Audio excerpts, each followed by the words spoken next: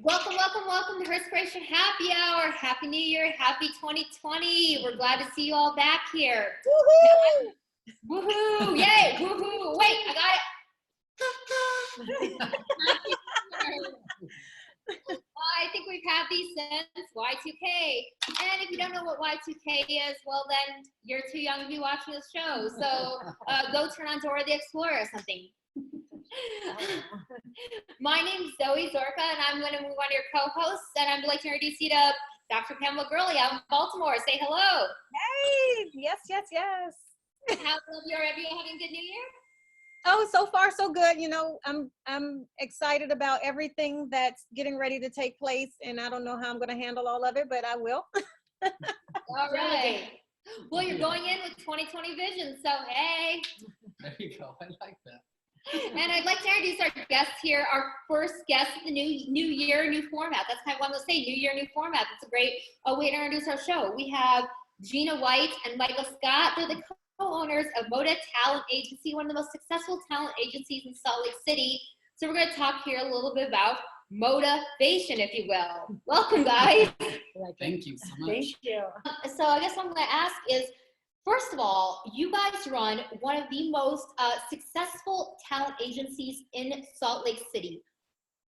What kind of training did you have to get to the point of where you're at today? Now, I know, Michael, you're a photographer by trade. So what kind of training did you have to get to where you guys are at?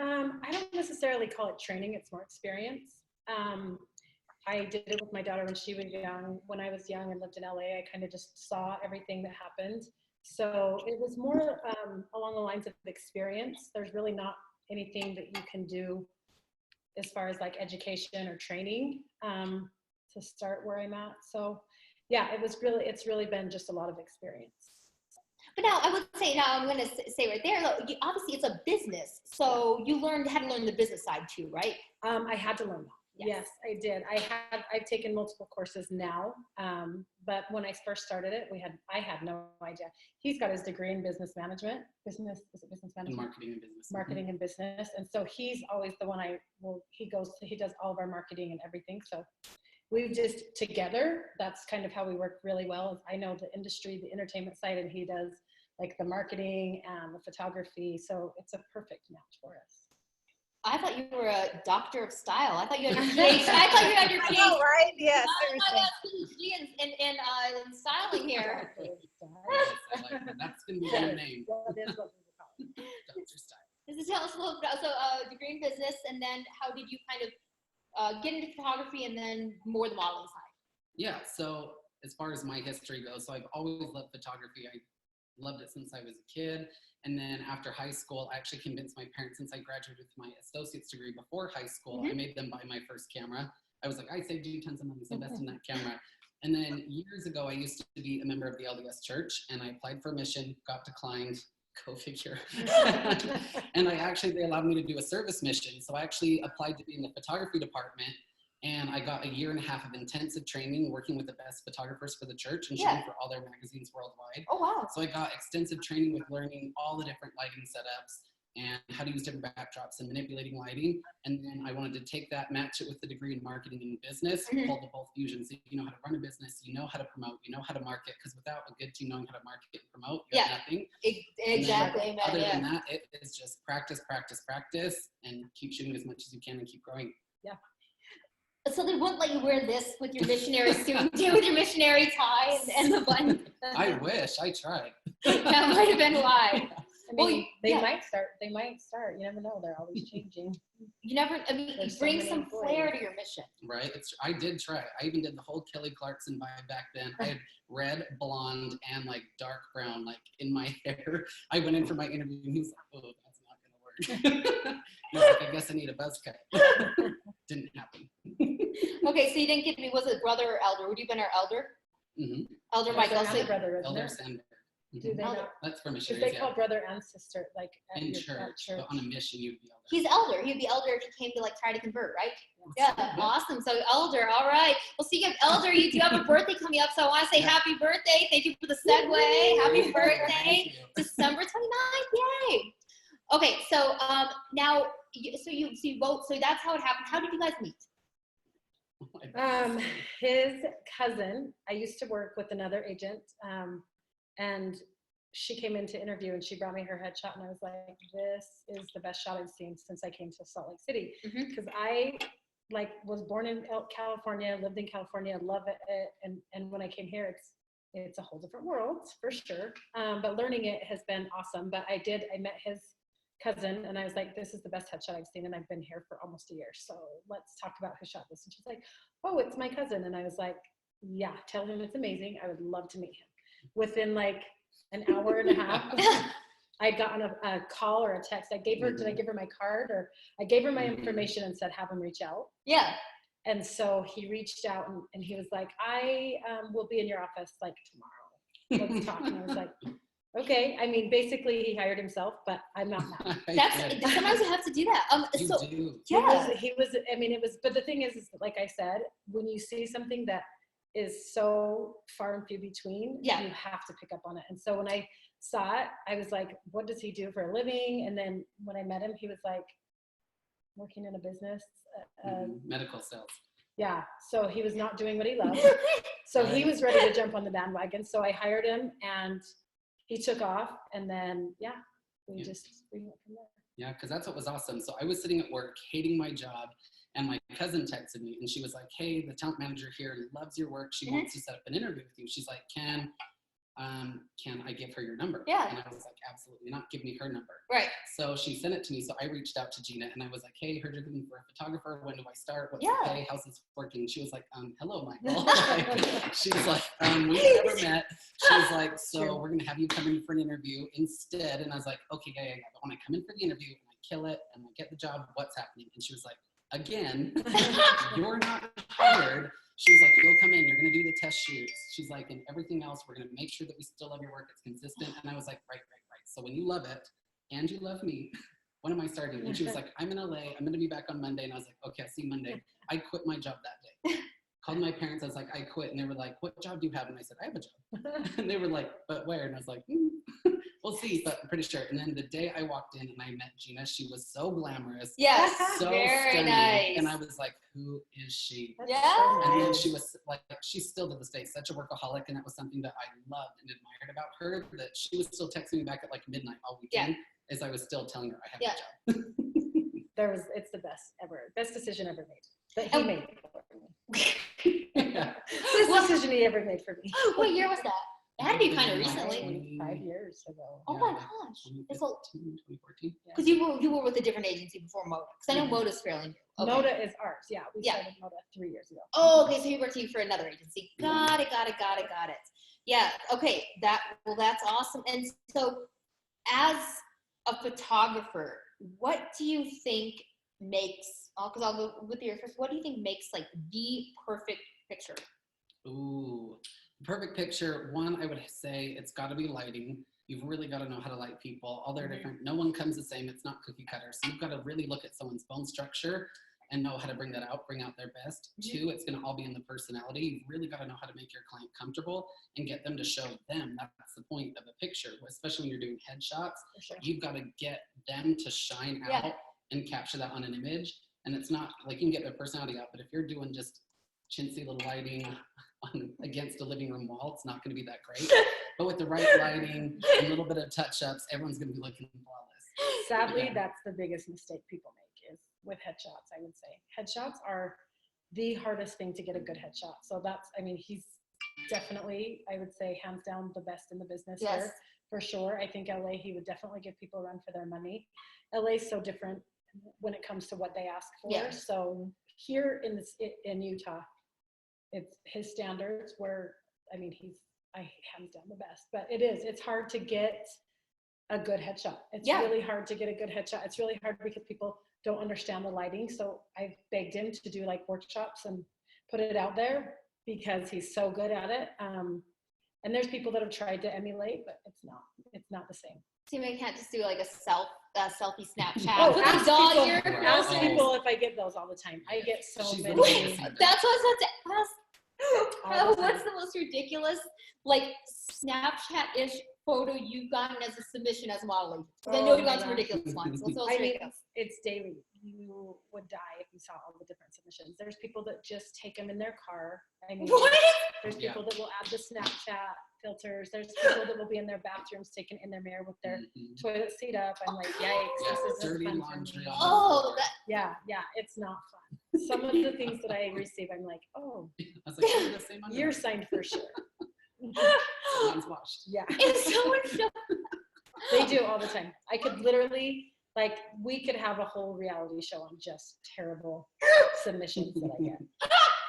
And we actually even put it on our website, how to submit and what kind of things to submit, but people they just don't read it apparently. Like if someone sends in a picture with dog ears, they better show up to the office with dog ears. I mean, that's like, you know, guys I know like they have these Tinder dates, like, oh, she had the dog ear filter on. Well, she better show up with the dog ears on the date. I mean, that's what you got, then that's what you got, you know. So That's true. yes. Woof. Either that or just be an actual dog in real life. All right. So speaking of reality shows, we have a reality star with here. I guess the cat's out of the bag. Tell us about your, tell us the news. Tell us the big news. About Salt Lake. About the Real Housewives of Salt Lake. Yeah. There's not much we can say. It'll be interesting to see the perspective that they put, that the spin that they spin on Salt Lake City, because Salt Lake City is, I mean, it is a mecca of a lot of people. I would say it's very similar to, I would say LA, because there's just so many different people that come to the state. This is true. I think it will be different with, as far as, there's a lot you can't say. Okay. So I'm like, there's still a lot you can't Do you say. think viewers will tune in? Do you think that's got a good dynamic? What's the word? A dynamic I think, feel? yeah, I do think that there'll be quite a few. I think there'll be a lot of Utah people, and I think there'll be a lot of Mormon people. Yeah. Just to see the aspect of it, which that's not something that they're actually going to be using a ton of, which I think they're crazy for. Well, I think people have this crazy view of Utah. You know, even people from where I'm from, they have this whole thing about, they think people here have sister wives. They think there's no alcohol. Yeah. Just kidding. Technically, yeah, me and Tristan could be considered sister wives. We're always together, so we just don't sleep in the same bed. But that's pretty normal for a sister wife. Get it together. I'm like, it's true, actually. Depends on where they're at. So do they like rotate? I mean, is it like, okay, when you got a sister wife, is it like the guy spends one night with sister A, one night with sister B, one night with sister? Yeah, they have nights. They have not. I mean, Yeah, that's wow. That's But there's already a show about that. There is the show about that. So okay. Like, there's already a show about that. So I'm like, and boys got chipped in that. Where's the brother husband? it's true. Can you imagine? They'd be a lot of, I mean, think about if you have brother husbands, they could play video games together and stuff like that, and just do Right. their own thing. Those That would the be ones terrible. Can clean, the ones who want to be chefs can cook. Exactly, yes. The ones who want to be stay-at-home dads can take care of the kids. Yes. It'd be amazing. Oh my God, can you imagine how gross it'd be living with, like, I mean, I live with my husband and my brother-in-law, and so they are Pamela! Did you hear me now? All right, when Pamela comes back, we're gonna talk about the brother-in-law. So anyways, Pamela, can you hear me? Anyways, we'll talk about the brother-in-law thing. And so, anyways, so yeah, I think that living with a bunch of dudes would be like a maid. That would be the entire reality show, is just a woman being a maid to a bunch of dudes. So yeah, not fun. Okay, so tell us now. That would be terrible. Can you imagine? It'd I be take it back. awful. I'm like, now I take it back. I don't want to be what would it be? I think I still. A sister husband? A brother husband. You would be brother the matriarch. Then you'd have I think you have your primary, your secondary. And if one acts, is it like, you know, like, is it like if one acts a fool, like you could replace them? Is it how? No, yeah. you're married. Would they have 90-day evaluations? You can like get it all out. I wish they did in real life. In all relationships, there should be a 90-day. You're eliminated out of the house. All the sister wives vote to cut out their. We'll make the decision. You're on a temporary. You're in a trial. Gluten-free. You're gone. 6-month performance review. Exactly. All right. I asked him what made a good photograph. What, in your opinion, Gina, makes someone a good model? Because now in 2020, we're getting kinds of more variety with different body types, shapes, looks, and stuff like that. I would say Michael's probably going to be a better one to ask on this, just because he's so good at finding that right moment with someone. I can look at things and I can tell if they've got the right bone structure, the right body type, that type of thing, for sure. So, I mean, there really isn't anything. We don't look anymore. I would never tell someone to lose weight, because we've got the ability now to cast them as a plus size model. And so there really isn't, I mean, of course you've got to take care of yourself and be beautiful by all means. You've got to have pretty skin. I would say, make sure, and I'll be honest, at this point, it used to be cool to be anorexic or bulimic. Negate, like they won't even take you if your bones are showing anymore. So that's kind of the good thing, is that we've kind of transgressed to this, I guess it's just openness. It's more open-minded. People are just like, well, we want to see realness, and so that's a good thing. But there's really no necessary, here in the state of Utah, there's not a criteria unless you want to be a runway model, which we don't really do in Salt Lake. So. Yeah, right. We're one runway. One runway. I'm like, I don't necessarily sign runway models, but in our LA, New York, and Atlanta, that could be a thing. Yeah. LA's still not very big in it. New York is the bigger aspect. Yeah. Why go after those fish when they're already trying to be? And New York's a million miles away. Yeah. That is true. But yeah, so like, I mean, here, if you're a guy, you've got to be 5'11" on a runway. Mm-hmm. Here in the state of Utah, modeling is considered more commercial work. Yeah. So you're actually lucky here in the state of Utah, because you can be a model and be, of any origin. You can be anywhere. It doesn't really matter. I mean, I've seen so many people on movies in every aspect, and with ethnicity, we've got the different genders now. We've got all different avenues of modeling. So here in the state of Utah, there really isn't criteria for it. Now you talked about the looks. You talked about, obviously, you want, obviously, there's something you said for taking care of yourself, clear skin, that kind of stuff, not just train wrecking yourself out.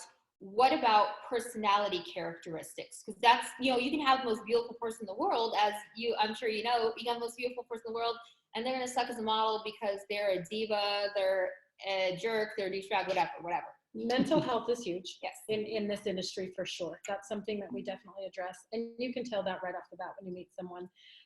There's definitely things where people are insecure, and that's okay. We can deal with insecurities, but they have to be able to overcome a lot of things, because in this industry it is brutal, and sometimes you're told things that you don't want to hear. Sometimes when you're on a set, I mean, I've had people go to a fitness shoot and they're sent home because they weren't actually the size that they said they were. Does that make sense? I was on one when they sent the girl, I don't know what picture she used. I was there when it happened. Yeah, they had to bring someone in to replace her. It was not what she said she was. Nowhere near. Not anywhere near. Yeah, just. And so, so there's certain criteria as far as that stuff goes. And mental health it's huge. It's huge in this industry. So I would say mental health is probably your biggest aspect. And when I'm looking for anybody, or, when people submit to me, that I would say mental health is your biggest aspect. Michael, would you like to add anything to this? Yes. I mean, in terms of what makes a good model, I would say someone who's comfortable to be in front of a camera, someone who knows their angles, knows where the light's coming from. A big thing for me is a lot of people will come in for a photo shoot and they don't know where their light is. So they just want to pose. They just want to move and do their thing. And I'm like, that's great. I like the enthusiasm, but you need to understand what the concept is. Like, what are we modeling here? The goal is for someone to understand what is their job? What are they modeling? Like, modeling isn't just, I'm pretty, take my picture. We're not Instagram models. Right. Like, your job is to sell a product. Exactly. So if you're going into beauty modeling, you need to have really good skin. You've got to have a good bone structure. You've got to make sure that you know how to move those little tiny facial muscles in so many different ways, the neck to lengthen, not create the creases. If you're doing a lot of the commercial photography, like, you need to know how to work all the clothes. Right. Like, if there's pockets, showcase them out. If there's hoodies, like, you've got to know how to make those clothes want to fly off the shelves for your clients. And just being fearless. Like, so many times I get so many people that come in and they want to hit that one pose and just rock it 800 different times. Show them how they stare in front of the camera. Do the camera stare. I know you're so many different times. Show them your face. I face. do. Your face when they just stand there and you're like, so are you going to do it? I know, they're always just like. Oh, I thought it'd be more like. And they blink. Oh, they try to do that way. They bring the hands up in their face. They're smearing their eyebrows down into their cheekbones. they're like, this is drama. And I'm like, but they're shooting bubble gum. Like, we don't want your messy eyebrows. Knowing with bubble gum. knowing who your client is a big deal. It's true. Like, I've had people come in these really cute, like fun, girly outfits that should have energy and liveliness, and they want to be serious. They want to just be dark and mysterious and sultry. And I'm like, but this is fun and joyful. Like, it's got to match the vibe. So a model needs to, one, like Gina said, they've got to be mentally healthy. They've got to be super confident, because in the industry, it's not easy. You've got to have really thick skin to be told no a million times and still know that you're good. Now I'm going to go and say, is it also a detriment to be overconfident, to be like, oh, I'm right, I can't, don't nobody tell me nothing. Entitlement. Or just like, I would like to say, I am perfect the way I am, I'm beautiful, I don't need to do anything differently, because I've seen a lot of that too. Like, it's like the world, they expect that the world will change for them, that nobody can tell them there's anything wrong with them. Do you see a little bit of that too? Yeah, those people I don't sign. Yes. We call that entitlement. Yes. And so for me, that's the hardest thing for me, is because a lot of people, and this in the state of Utah is probably one of the hardest aspects of that, is that people don't understand the work behind it. Like, people just think Michael just got good. Michael's been doing this for years on years, since he was 18 years old, but he was also taking pictures of people in high school. So he's developed his skill set to where he's at now. So, I mean, you know, when you're doing something for 20 years, you're going to be better. You're going to be better at it than somebody that picked it up, which is the thing that people do in the state of Utah, is everybody's a photographer. Yep. I'll just have my husband take it. I'll just have my brother. Okay, great. And they think that they take great pictures, but then when you actually are like, this is great for your brother that took it. Yeah. I'm very happy for him. But yeah, as far as entitlement goes, it's that they don't need to put the effort or the energy in to it, because it's expected that it's going to come back. Right? Yeah. Well, and it's like I say, like, so many people are like, oh, like my neighbor, my relative, they're a photographer. And it's like, that's great. Take the pictures, put them in your scrapbooks, love them. My neighbor makes a great grilled cheese. But am I going to hire them to host a company party and cater? No. Like, I want someone that's been catering for years and knows, like, good cuisine. Knows how to do it. Knows the business. Killer grilled cheese. Yeah, that's true. Grilled cheese has its time and place. Yeah, so that's very common. Yes. That's actually more common than the humble person. That is true. Yeah, and Pamela, when she gets back on here. Forgot I'm muted. I was gonna say, Pamela, so we're talking about photographers, how sometimes, because, you know, we're talking about, you know, I think that you and we had the bad experience with the wedding photographer in California. She made us all look like vampires. It was a tragic experience. So Pamela, you're also a business owner. What advice would you give to somebody who maybe you're going to do business with them, maybe you're going to hire them, if they were so stubborn, they didn't think they needed to change? What advice would you give them as a business owner? Well, first of all, you got to know your lane. I'll start there. Know your lane. And I'm talking, know it. There's a difference between a hobby and wanting a business. And I think that's the problem when you find a lot of these photographers that was taking some pictures and now they go get a professional camera and all of a sudden I'm a photographer. No, it's been a hobby. And so people don't make that distinction. So that would be my first thing, is I always ask, how long have you been doing this and what made you do it? It's not like, oh, well, I just decided, I took a few pictures of my kids and then loved it, and so I want to be a photographer. No, thank you. Yeah, it's like the same as welcome to Utah. Look, welcome to almost anywhere around in this world right now, when everybody wants to be a small business but doesn't want to do the small business work. True. They don't understand that at all. And actually I had to learn the same thing, is because I know I know the entertainment world, I know my industry, but as far as the business side went, I didn't know a thing about it. So I mean, I've been fortunate enough to be accepted into the Goldman Sachs 10K program, and I got into a lot of different business classes, and I go to workshops consistently, because I mean, it's evolving consistently. 5 minutes ago, this is how it is in the entertainment world anyways. I don't know, I can't speak on everybody else's, but you could have a PA that, you know, was sitting next to the, you know, the director or the producer and running around getting coffee, and then 5 minutes later they're literally the Star Wars, directing a new Star Wars. So you really truly never know who's going to do what. So I always try to stay on top of it. that's the one thing that I can't stand though, is there's a lot of people that they don't want to put the work in. That's the hardest part. The entitlement is, and it's huge here in the state of Utah, huge here in the state of Utah. In LA, people would kill for an opportunity that people get here. Like they would, I mean, there's people on the street in New York. I mean, there's people on the streets that are so talented. They've got more talent in their freaking pinky finger than a lot of people here in the state of Utah do. They would kill to get the opportunities, but there's a lot of people that will show up late to set and, you know, not do the things that they're asked to do or do everything opposite. And so I think that's the hardest factor that we deal with in this industry is entitlement. I think it's so hard. Oh, wow.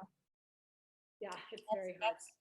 And you know, the sad thing is it's not even the people that like work so hard. Yeah. Like I just read Lizzo, she just posted something on Twitter the other day that I was like, screenshot, send to everyone, because she basically said like, I slept in my car, I got told no for 8 years, I had negative $32 in my account, and I kept getting, you know, I was no. And she's like, I'm glad I didn't give up.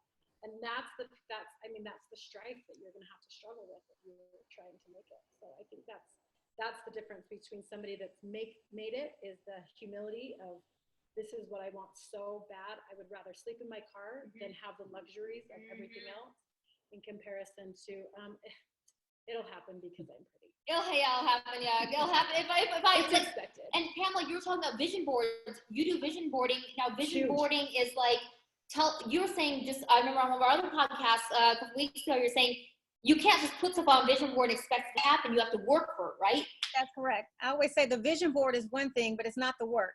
The vision board gives you direction and goals, but you have to actually do the work in order for your vision to come to fruition. And the other part is, whenever I do my vision board brunches, I tell them 1 year at a time, first of all. And then second, be realistic. What can you actually achieve, both, you know, if, you know, considering your financial status or whatever else, you have to get to a certain place in order to go from point A to point B. And what does that look like? And that's what your vision board should spell out. Yeah, right. Yeah, agreed. We did it as a company. We actually had all of our talent come in and do vision boards. And that was one thing that I loved, but in a sense I was like, let's be logical. I'm not saying that you can't do it by any means, but maybe let's do small term goals where you can reach them, you know, every 3 months or every 6 months, or, you know, but these guys they started to put things on, and we explained it and it was what it was. But I mean, people started to put things on where they were walking Gucci runway, and I was like, but you're 5'8". So let's be realistic, Carrie. You know what I mean? So people want to manifest, and hey, Kate Moss did it. She's what, 5'6", and she was walking runways. So you can't be mad. I'm not going to put anybody down, but yeah, be realistic for sure. I think vision boards are I'm starting to do a lot of like the manifestation work and like, you know, doing your auras and all that type of stuff. And I've seen it actually happen, in the sense of you still have to put the work in. It's great that you want it, and it's great that you've got the vision, but the work in. That's something I think we're talking about that for the vision. But I want to pause and talk about brunch, Pamela. It's been a year. It's been 2 years now since my mom. Oh, I have to tell a story because it's been 2 years since Pamela. Okay, so 2 years. Pamela was like, let's go to Detroit because we're getting honored at this Chase Women's Brunch, right? Okay, so Pamela is like, come out to Detroit. We're going back to Detroit, and my mom. So we went over to Canada. You got the award. Oh, cool. You got an award. You know what? My mom has a dent in her car now because of this. So we stayed over. So we stayed with my parents' house over in Canada, which is like it's like the distance between Salt Lake and Provo. So it's only 45 minutes. So we drive to. It's icy. It's snowy. My mom's like, oh, I'm gonna drive you out to this brunch. Pamela had promised me bottomless mimosas. She's like, That's what it said. You said bottomless brunch. It said bottomless brunch. It's a bottomless brunch. So Grandma promised me bottomless mimosa. What her interpretation was bottomless mimosa. We see what we want to see. Do we see what we want to see? It said mimosas. It said mimosas, but it did not say virgin. Oh. So I get there, my mom. So how could it be virgin? Well, here's orange juice. We drive through. We drive through the customs, and as we're going, we go across the Ambassador Bridge over the Detroit River. My mom slides on the ice. It's like 8 in the morning. She hits the customs booth, and my mom's freaking out. And the guy comes out, and he's like, "Oh," my mom's like, "I am so sorry, sir." Like, she pulls out, and my mom's like dual citizenship, thank God. So she pulls out her passports and is like, "I am so sorry." And she's like, "I haven't been drinking." And I was like, "No shit, Mommy knows you haven't been drinking." Oh, sorry. Like, she's like, "No kidding, Mommy knows he hasn't been drinking. Like, it's like 8 in the morning." And so he's like, "It's okay, ma'am. Let me just see your passports. Go ahead, have a nice day." So she has this dent in her car. So anyways, I get out there to Pamela. We're having this nice brunch. And so I go there, and Pamela's like, go over to the bottom of this brunch thing. Then there's trays of, they were blue drinks, right? There were trays of blue drinks. Yes, there was. So there, I'm like, and someone's like, "Man, my tolerance must be really high." I'm slamming them. And I'm like, I'm not even catching a buzz yet. Yeah. And so finally I asked the lady, I'm like, "Hey, like, what's in these? Like, have I built up an immunity to tequila?" She's like, "They're mocktails." Pamela took me to a dry brunch with, yes, you will never leave that down. Cheers to that, though. We did get the award. You got the little awards. Congratulations. It was a great brunch. We had some great networking opportunities. But you're never going to live that one down, ever, for the rest of our lives. Look, it was, I need to read better, I guess. But You didn't know it was yours. You were in there for 2 hours, and you're stupid. First, you know what? I'm just going to tell you, this is how you know, apparently, I brunch too much. I don't know brunch without mimosas. Same. Who does that? I won't even go if it's not, like, I'm like, well, do they serve alcohol? Okay, yeah. In Atlanta, I found out that they don't serve alcohol before noon. Yeah, So I showed up to brunch, me and my mom and my nephew and my significant other, we all show up and we're ready to order. And we're like, "Oh, let me get, I want a round of mimosas." He said, "I'm sorry, we don't serve mimosas till noon. It's 10:30. All of us just like, "I'm not even hungry. That's okay." Like, who just does brunch without a mimosa? Okay. Hey. Our place is open at 10:30 and they won't start serving until 11. I'm like, well, I'll wait till 11 to order then. I know. DC, I don't care. You can show up to brunch at 9 a.m. and you can have some drinks. Come to my house and you'll have that. It's true. But I mean, and I don't know if that's anywhere else, but yeah, we're 11, so it's not fun. North Carolina, I believe there was a time limit as well. So yeah. North Carolina's actually filming a ton of stuff too. Oh yeah, that's cool. North Carolina's doing a ton of work. I didn't live in the nice part of North Carolina. So, all right, here's a question. Now, this is a question I want to ask because we do talk about feedback. We were just talking about this now. Say somebody came to you and I'll give an example. I'll put myself in the I situation because we were talking about the I situation. Say I went somewhere and I wanted to go join a dance troupe or a singing group. I can't dance and I can't sing. Hopefully someone would tell me, "Zoe, you suck, kick rocks," but in a nicer way. What would you tell to someone if they were trying to do what you do? Maybe Pamela, you wrote a book, trying to write a book, trying to be a model, trying to be a photographer. What would you do if someone just did not have it? How would you tell them maybe this isn't for you in the nicest way possible? Gina, I'll let you go first. We'll go yeah. Gina, Michael, and Pamela. Like, this is legitimately my job every day. Wow. You have to be honest with people. I've had to tell people all the time. The thing is that I'll let them do it. You have to live and learn, because if I tell them, "Hey, P.S., you're not going to make the cut for this," they're not going to believe me. So as long as they, I have the reason why we developed, and this is, we talked about this, we think, it's tough. And people think that it's a very big difference, but it's the difference between when we sign somebody, there is MODA, and then there is MODA ID. And we do that because MODA ID is in development. Everybody should be in development. Everybody should be in growth, but nobody understands that. People think growth or training is like the worst thing. Wait, what? Why would I do that? Well, I'm not sure, but most of the people that you're going to see, there's the one, who was it? The guy that was on, what's that show with Ben Affleck and his friend? Good Will Hunting? No, was it? Is that the one where they solved the math problem? Yeah, that was Good Will Hunting. Okay, yeah. The black guy on there, the one time. There's a black guy? He's like, yeah, the very first, he's the one that I think goes and visits the guy. I don't remember, but there's one guy. Okay, one guy, I can tell you right now, I can only remember it because it's one guy that has ever that's been cast and not trained.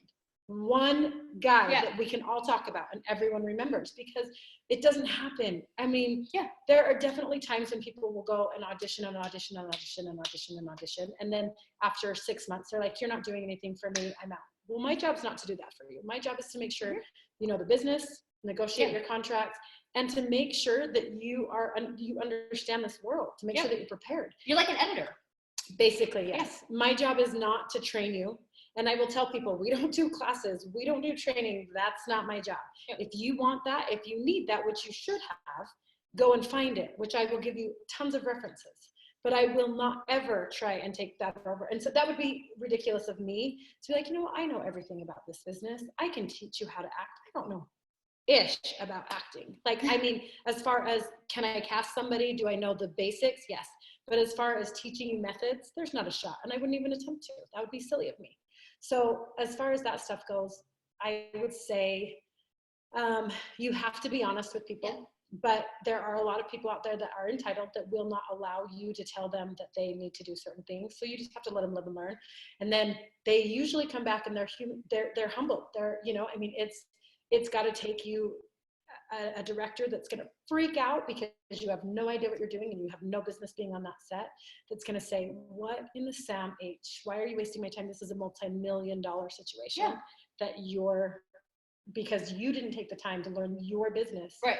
And it's your business, because I know my business. I know my side of the business. Everyone needs to know their job, But so I would say, that's great. Yeah. And Michael, I have to let them live and learn. Live and learn. Okay, there you go. That's okay. So you got the one philosophy. Michael, what's yours?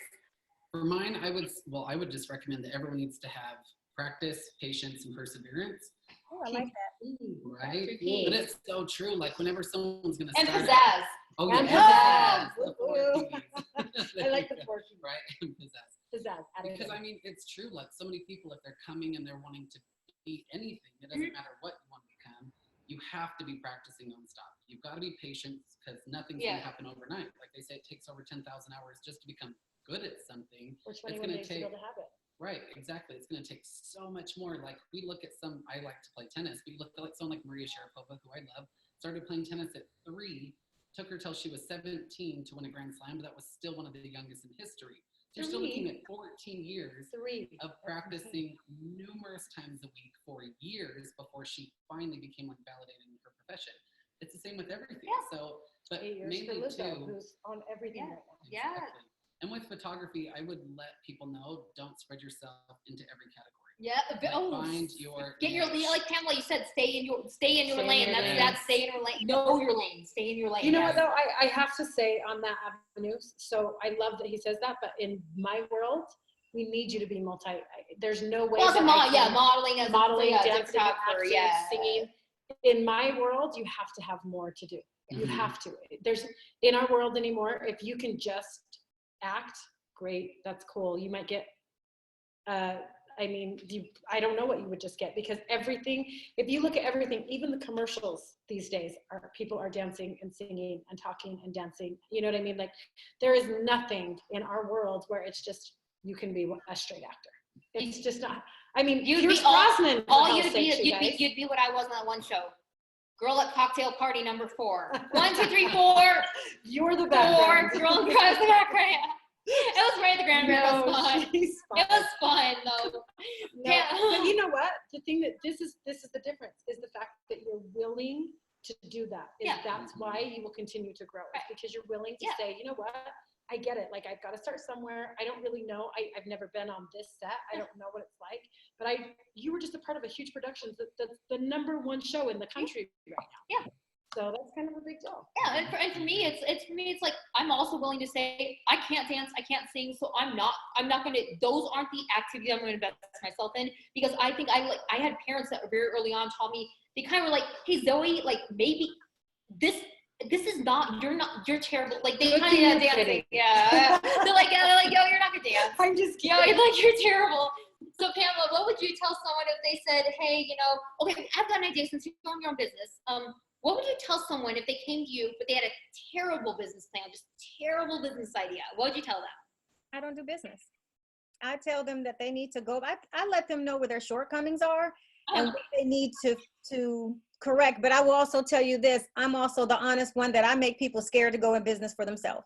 They'll just say, really, I have to do all of that? Yes. I mean, it's not for the faint of heart at all. And so I'm honest because I'd rather be candid than set you up for failure. So if they're giving me a business plan, or they don't give me a business plan, but I write business plans. So I have a business plan questionnaire that they have to fill out, so I don't waste my time and I don't waste their time. And when they send it to me, I evaluate it, and then I give them feedback to say whether, they're going to have to come a little bit better with what they're looking for, and, or to sit back and develop themselves, or tell them a way to streamline. Okay, so maybe it's too strong. No, she's just. Mine's just Oh yeah, she has a bit of a heavy hand. But you know what? So Zoe, I wanted to also tell you, the one thing that I try not to discourage people to not think bigger is, like you say, like, you can't dance. Do you know that they actually might want to cast somebody who cannot dance? They do. Yeah, they do. So you just never know. You just never know what somebody is looking for. So 100%. That's why I say you have to live and learn. You do. yeah, so you have to at least know what you're going after for. Wait, Oh yeah, you got to. you have, wait, one. Oh, what, trying to do the Macarena? 2, 4, 5, 6, 7, 8. Wait, do I do it all? Do I always? Wait, there's 12. Do I alternate hands always, or do I ever do the same? Yeah, hand? 1, 2, 3, 4, 5, 6, 7, 8. Oh, he has it down pat. They stop at 8, but it's fine. He says there's 12. He says there's 12. There is 12, but it's 8 and 13 a if you quarter. count that It's booty 8 and a half. And then 14 if you count the jump clap, like a lot of people do. No, it's real, for sure. I agree with you 100% on that. Just because it's like, for me, in our world, there are so many people, and in your world too, everybody wants to do business right now, which is great. You know what? Kudos to you. I will never discourage anybody from doing anything, but there are times when you just have to say, you know what? You need to live and learn. I think you should go out and explore and expand, and whatever you can get into, do it. When you've got something on your resume, bring it back. Yeah. Because there's not a lot of times when you can tell somebody that is so positive that they were meant to be the next J-Lo or the next, I mean, I get every day, every single day. I'm gonna kill that. Uh-oh, it's unstable. So yeah. So, and I agree with you. Being honest with someone is, for me in my world, it's so hard. Like, I've had people that are devastated because I have to tell them, hey, P.S. And I get people that leave my agency because they think it's on me, it's my fault. And I've actually finally had to learn that, and not to take it personal, because there's nothing I can do. I submit you consistently and you're not getting selected. It took Lizzo 8 years to get to where she's at. 8 years is actually not even that long. Right. But she was also trained before that. And that was just how long it took her to get to where she's at. Yeah. That wasn't how long it took her to get to where she started. And I think, you're talking about, like, it took 8, talking about, like, since the tennis person started at 3.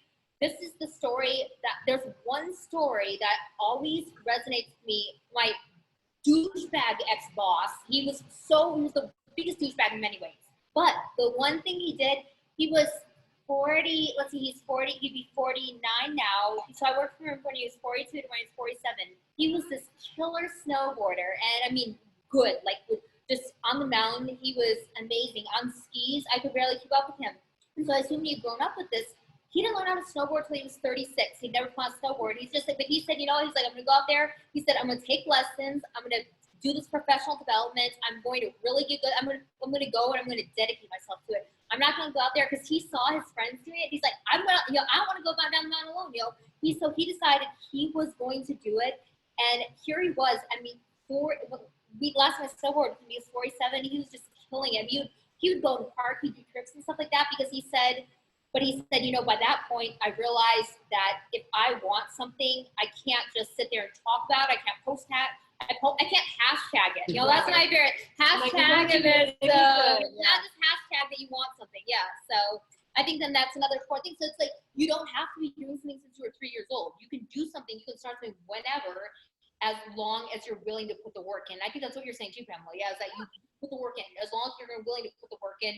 And you said you give them the questionnaire, and once they get to that, like, oh man, is this really what I want? Because I see all these steps, Oh, there's Well, it helps them develop them. It helps develop their idea and put in some level of framework, because people don't come with everything all put together. Some of them just say, oh, I think I'm interested in a business.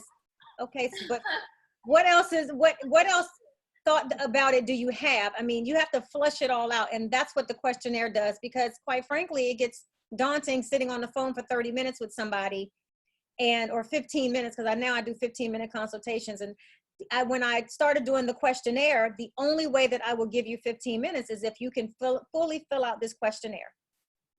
That's The only way I can price you out too. Same. We try to do that with submissions, but it doesn't. We still give the dog ears. The bathroom selfies. The bathroom The ones selfies. you don't want. I'm like, Nobody yeah, gets professional headshots out there. not a headshot. Oh, I mean, I still get those for sure, but then there's a lot of people that you're like, yikes. Did you know your toilet seat was up and you should probably clean your bathroom before? Like, and there's bathroom spots. Yeah. No. That is the worst. Oh, bro. Flush. It was brown. You flushed that down. Wow, Kidding. that's insane. Yeah, I mean, and that's the thing, is that's what I'm saying when it comes to that world. As far as business goes, I was that person. Like, I knew the business as far as my industry, but I did not know the business aspect of running my own business. And so having him on board with me has been amazing, because he can give me such really good insight, because he's had to do all the things that I never did. And then I started to take classes and develop myself, because it was like, yikes, you're doing everything exactly opposite of what you should. We weren't necessarily, we were just not as efficient as we could have been. Yeah. So, yeah. Yeah, so yeah, and I think that a lot of times it's good to do the whole aim for the stars thing, but you also have to say, okay, I'm gonna shoot for this, but what's the next your goals level in down? return. What's gonna be down? And for me, that was hard. For me as a writer, I was like, I should be in the New York Times, and I thought that, and then I had to realize that. Then I got there and I actually read their stuff. And then also research. I think, Pamela, you can agree with this, like research your industry. I read the New York Times. I read like their opinion columns and their some of their features columns. I was like, I don't even know what half these words mean. I've got to up my game. And that was 2 years ago. So now I'm kind of at the point where I'm like, okay, now, so I was like, all right, I did CNN, I did Newsweek, I did NBC News. I did some ones that were good, but they weren't You built your resume. I built the now, and as I was doing, I was still reading their stuff. So it's like I'm reading, I'm watching the experts, I'm learning from the experts, I'm learning from the people who are at the top of the industry, and what are they doing, and how can I do that? And I think that that's something that people can always learn from. True, if you guys agree, I'm assuming. Right. This is something that I actually had to learn, which I was like, no, we got to be the best, and I want to be the first, and this needs to be how we are. And then I took all these business courses, and they were like, let somebody do it before you and then fix all their mistakes and do it better. And I was like, yes, that's such a good idea. Why did I think of that? Because I want to be first. No, I've actually had to reel myself back a lot. Like, I've had to do just owning my own business, I've had to do so much of my own like self-exploration and try to figure out why I was so, like I could not fail. Like, that was the worst thing in the entire world that I could not do. Failure was never an Failure option. was not an option. But now I'm like, I gotta fail. If I like fail, because then I know what I need to fix. So what's been and I'm gonna ask this to all three of you guys.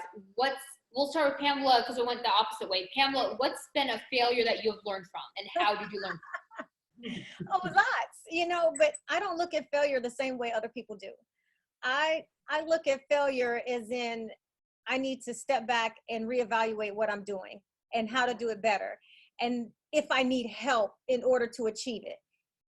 So I don't know. I've failed at a lot of things, but I still have those things in my life because I wanted them and I was passionate about having them. So there's no one thing in particular that I could just signify out. Being a business owner, I've had to revamp and take steps back and hire people when it became too daunting to do on my own, or researching how to do things. And, I'm still here. I'm still standing. I've been able to publish and still float 2 businesses and a brand and all of those other things, but it took a lot. It takes twice as much when you're learning on your own, and failing along the way has gotten me to where I'm at now. So I really can't complain about those failures. For sure. Michael, what's the failure you've learned from? Ooh. Being a, what do I call you? What? Possessed by a female demon. Oh, jeez. No. Okay, go ahead. No, like, I agree. Like, I've always had a similar viewpoint. Like, I don't believe in failing. I believe in learning and growing. And that's where it's interesting. Like, I always think failures have nothing but excuses, and successful people have stories of obstacles and the creative solutions. I mean, I really think the only thing I actually know. are my New Year's resolutions with my waistline. But with things that actually matter. When like, we say No we're one gonna can book tell our in a ticket sparkly degrees, code. we're booking our ticket to Greece, and we're Right. not going until we're skinny. It's Yikes, true. we still haven't been to Greece. Yeah. But our business is doing good. We're booming. Yeah. Literally. But no, like, it's true. Like, I think the second you start getting into that mentality of I failed, I think it kind of like puts that negative energy around you to where it makes you not want to keep trying. But it's like, okay, like that wasn't as good as it could be. And then tagging into what you said, like, you want to always be learning from the experts. Like, the experts haven't always been flawless and perfect. Yes. So it's, okay, they've had obstacles. Like, what did they do? How can I take that? How can I learn from that and grow? It's like the same, like, from when we were in middle school. I'm not going to look at the kid that's got a D and be like, what did he put on 32? I'm going to guess this one. It's like, no, wait. Who's sitting in the front row? Who's smart? Who's got the glasses? And is with the teacher all the time? Well, that was me. Like, Michael's like, I'm just going to mirror. myself. No, just kidding. I was Yeah, you will. All right, Gina. Have you always lived in Utah? I have. Okay. Yep. Raised. It's very shocking. You would never know because he's so different. He left his sister wives at home. Yeah, his brother husbands. Sorry, Oh, yeah. brother husbands. It's his brother husbands. We're gonna come back to brother husbands as soon as Jean gives her answer. All right, Gina. Do you have a failure? Tell me a failure, because I'm gonna tell a failure. Tell a failure. It's not a shame. There's no shame. Oh, I yeah, would say I just don't have one. I would. Yeah, like I mean, my most recent failure, I should say, would be like I fail every day. So there's things that I have to overcome consistently. I have to pivot and figure it out a different avenue. I would say the hardest thing that I've had to overcome is learning the business and having to delegate. That was really hard for me because I have never been that person. I've always been able to do it on my own. Oh, okay, all right. Well, I don't know if I was able to, but I had to. Like when I first, got divorced and I was a single mother, I had no choice but to do that with my children. So I kind of have just adopted that behavior and continued it. And then when I learned business, when I actually took a class, they were like, so yikes, you should definitely not be doing all of these things, wearing all of these hats. Right. And I was like, pish posh, I can do it. And then my business started to grow so much that I was like overwhelmed with things. And so that was probably my hardest thing is learning to try to delegate things. And I still have a hard time. Like, he's my person, so I will tell him things that I don't tell other people, because it's still really hard for me to not look like I'm just thriving all the time. Yes.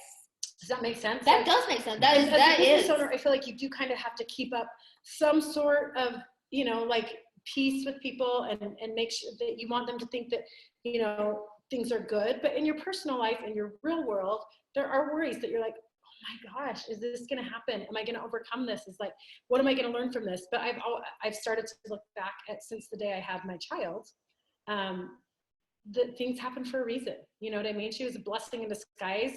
I didn't know it then. At the time, I was like, I hate you. Just kidding. But I didn't want to have a baby at that point in time, but now she's the biggest blessing in my world. So do you think there was ever a time when, because you didn't delegate, that you lost out on something? Yes. 100%. Okay. That's okay. So that's okay. 100%. Like, no question. Yeah. So that's the biggest. That's what I'm saying. That was my biggest failure, was probably not learning to delegate quicker. That's true. Yeah. Right. And if you guys, okay, so I was thinking. Now I've got the answer. Yeah. All right. An inspirational thing by time. But it is true. You could just say pass. You can say pass. You can say pass. I just was going in rotation, trying to be polite, trying to be fair. Michael will not spell that way. I'm not adding that to my list of failures. I will rise to the occasion. I don't fail. Right. No, so what I would say, something that I initially failed at was the finances of how to first start my photography business. Oh, okay. So I went through high school, then I went through college, and then with my bachelor's degree, like when I was in these finance courses, they were like, don't go in debt unless it's for something that's going to make you money. Yeah. And I completely almost took that in a good way and a bad way. So I was like, okay, I'm going to go into photography. I'm going to become good. I'm going to be that person that buys the camera and is going to go pro. That did not happen.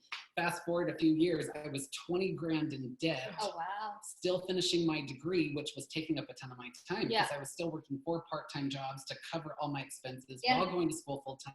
So I wasn't having the time to really build and grow my business, which then ties back into like, you need to be putting in the work and the effort. I assumed, well, if I buy all this equipment, That is great, putting in the I'm work. going to end up, yeah, I'm like, it will make me money, but you have to like rise up and become good before you purchase those items to then have it in turn pay for itself. And that took me a long time. So now, luckily, like flash forward, now I'm in a much better financial situation, been able to pay the debt off, just bought a home, and we're doing good now. But I mean, it took that first slump of being like, wow, I am 20,000 in credit card debt. Yeah. I've got this great business and everyone thinks I'm doing well. Yeah. But literally, like, the homeless man on the street was wealthier than me. I was in the hole. Negative $32 in my account. I was like, you have like $50 in your backpack and I'm 20,000 in the hole. I was like, I gotta step up this game. Like, It's I gotta reality. get it out. And No, that's yeah. true. Yeah. I think sometimes, like, if someone's failure for me, I failed to start. I failed last year, 14 months ago, 16 months ago. Last summer of 2018, I was on a startup team. We had gotten accepted accelerator. We were supposed to be this big deal. I was thrown in, I do admit, I was thrown in at the last minute. They decided they needed a female on the team. I kind of got suckered into it, and I didn't feel good about it. But then I was like, all right, well, my old job just ended. So I was like, all right, I'm going to get in this. I'm going to do this. And we were in this startup thing. And that was like, we're in this whole startup world. And I kind of knew it was going to happen. I didn't like it. The whole time I was doing startup, even when we do well, we made money. We weren't one of those startups that failed with money. We walked away with money, but I hated it. So I think that told me, you know, Pamela, you're talking about staying in lanes, knowing your lane. There was like 7 lanes, and I realized I couldn't be in all 7. I realized I don't want to be in this lane. I don't want to be in this lane. I can't be in this lane. I'm not good at this. So I realized this is my 1 lane, this is my 2 lanes. So I realized I focused my lanes. So I think that sometimes failure has to help you focus your lanes. And we're not talking, and because if you realize, hey, I never want to be doing that, then that lane wasn't meant for you. If you realize, like with writing, I mean, I get the Wall Street Journal rejected me today. They rejected me like 8 times, different editors. It's not bother the same ones twice. But they rejected me today too. You know, it happens. But I still want to be in that lane because I've had some success in that lane. So I think failure does help you narrow your lanes. If you're trying to get ahead in life, here's a metaphor I just thought right now. You can't be going from lane to lane to lane. You can't be crossing. You can go 1 and 2 or whatever. You cannot be spreading yourself too thin. I think that's what we're all agreeing on. You can't go all over the place. You got to pick those few things that you're really good at, and you got to stay there, you know? Mm-hmm. Yep. Also, Pamela, you missed our conversation about brother husbands. Would you ever want to have 2 husbands, 3 husbands, 4 husbands, 4 husbands? sister wives, but with husbands. I don't know. The No. thought is ideal, but no, I probably couldn't. I got, 1 is a headache enough. And I've gotten rid of 3, so I'm good. I'm okay. I think I'm okay. Living with my husband and my 2 boys. Yeah, I'm good. I lived with my husband and my brother-in-law, and you met Brian. Oh God, Look at her face. She's like, yeah. this dude, he was the biggest slob in the entire world. So you know how sometimes when you're running low on body wash, if it's, I guess because you guys don't have like 18 different things you have shampoos. You don't have like 18 beauty products. You have like 1 thing. It's I'm hair in a shampoo. different category. Yeah, you're in hair care. Conditioner and I've body got my wash all in the Kevin same. Murphy. Okay, body wash, okay. 2 facial Michael scrubs. has multiple things. I'm like, I'm gonna go to Michahel's house and shower. My hair feels so good. Michael's shower is probably way more advanced than mine. It is. So most men have that the thing, Hurts. the Or shampoo. they have the Old Spice shower. Yeah, that's what I said. It's like shower conditioner, gel. conditioner. Body wash. Yeah. My brother-in-law's his was from the Dollar Tree, so he had this thing, and he lived with us back at the trap house. He lived with us for like 6 months. So Rob had gone into his room to shower, and he after a hike, because I was in our bathroom, he's like, Brian's, the soap was running low, so he had put water in it. It was kind of watered down. Okay, you could do that 1 time, maybe twice. A week later, Rob goes in the shower again. He said that this is still same like empty bottle of shower wash. Like, it was just water. It was like he said he had 1 soap bubble. I think about I'm going into like Brian's room. Brian's room was just like a den of fast food wrappers, just filth and Fireball. My little dog Fireball come running out there with like half a Big Mac in his mouth. He'd look at me. He'd be so Very happy. frat house. His room was a very much frat room, or whatever you want to call it. Yeah, it was very like a frat boy's room. Yeah. And you because you stayed at the old place. Yeah. So yes. Okay. So you're not on board with you brother husbands per se. No. I'm on board with the multiple nights with multiple people. I'm fine with that. Just don't. If I was single, yes, definitely I can, because when you're single, you can, have one man for different things. So you got men, you got a man for this, you have a man for this. I used to call them my starting five. Oh, there you go. I like that. It was my starting five, and those five were, they served their own purpose, and there was only one that I would be intimate with. The rest of them were just kind of on the sidelines, and they were good for like dates or conversations. I had lunch, sometimes breakfast. Oh yeah. I was a hot mess. I think that was wow. I like it. That's pretty cool. Okay. No longer the circle of five. Starting five. Starting five are. Yes. You're benched. I had an Excel spreadsheet where I would kind of try to analyze when there was a lot of guys, it was like summer of 2016, there was lots of dudes, and I mean I was there, and so I would kind of organize them by spreadsheet. I'd be like, all right, because I'll kind of keep them separate because there's two guys named Zach. I married Rob over two guys named Zach and Zoe. How I gave up two Zachs for Rob. I kind of organized in a spreadsheet sometimes. I was before them in the alphabet, so. But it was Zach and Zoe. How cool would that have been? It's true. It's super cute. Well, it would have depended on what the last name was. A cute. Oh, that's true. We'd have to take mine, obviously. I don't want to drop their last names here because they're both in Salt Lake, but I want their last names. Oh, and speaking of reality show, okay, so tell us how we can tune into the Real Housewives of Salt Lake City. How you can tune in? Yeah, is it going to be on Bravo? Bravo. Awesome. Yeah, Bravo. Look forward to. He says not to Salt Lake. Pamela had her Salt Lake experience. Pamela, what did you think of Salt Lake? Real quick in 30 seconds because we're about to wrap this up. Well, you know what I said when I first got there? So, oh my God, where are the black people? What I said when I got to Salt Lake. There's exactly. And then when I probably only saw four, one at the airport, two in the mall. And then I don't know if you really consider them because they were African black. So they weren't like native, to the United States black. So I just, and I could fit in anywhere, but I was just curious. I said, oh my gosh, people looking at me like I'm kind of weird, but it's like, or, probably so because they're like, oh, I haven't seen a black person here. But it was nice. I did enjoy. That's the thing is in our world, we love you. So come on over.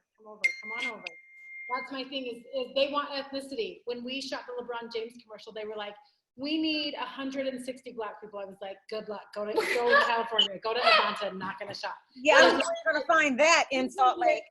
6 people maybe go get a football team and put them and then just crop them in. Just like green screen. It's not going to happen. It was an actual nightmare. An actual nightmare to find a baby that was going to be, that they needed a full black, not half. They wanted full black. It was an actual nightmare. Oh my gosh. Yeah. So it's crazy to think that, but this baby was making $15,000 just to cry. It's on YouTube. You can watch it. But I'm telling you right now, that was all shot in Utah, and it's like speckles. And they were like, no, we need to shoot it like it's, where was he at that time? Where did he play? Where did he start off? Cleveland. And I was like, not going to happen. I'm not going to say to YouTube. It's real. We're lucky. Well, if you ever need somebody that's black that, for things, just let me know. I'm telling you now. Now she only needs 599 more. Yeah. You just have to bring everyone out. No, it's a real thing though. We actually, they want ethnicity. I'm like, I normally look a lot more classy than this, but hey, I got to do the ponytail because it's cold. It's too cold to just wash and go like I like. What part of New York are you in? I'm in DC.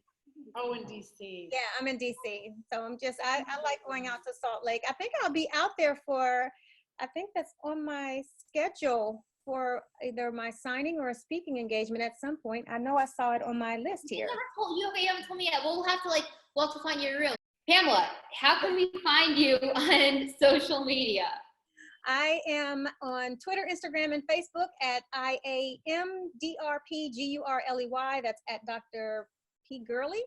And on, well, you know, my book is on Amazon and also can be at www.IamDrPGurley, same as my Instagram, /shop. But you can also click the link in my bios on any of the platforms and get access to my book. Excellent. All right, and how can we find you guys on social media? I'm just under Gina White on Facebook or Gina White Talent Agent on Instagram. And Moda? And Moda Talent Management. You can find us. You can just Google Moda Talent Management. Mm-hmm. And then on Instagram, so we're Moda Talent Management, and then mine's at Michael Scott Photographs. Excellent. All right, and I'm Zoe Shrug. So stay tuned. In 2 weeks, we'll be back with the next another episode. Coming into 2020, we've got Sundance coming up. We got a lot of other exciting stuff coming up. We're really excited about all that 2020 has to offer. Pamela's got our book out. Moda's doing big things. I'd like to thank our guests for coming on and have a wonderful rest of the evening. Cheers, everyone. Cheers.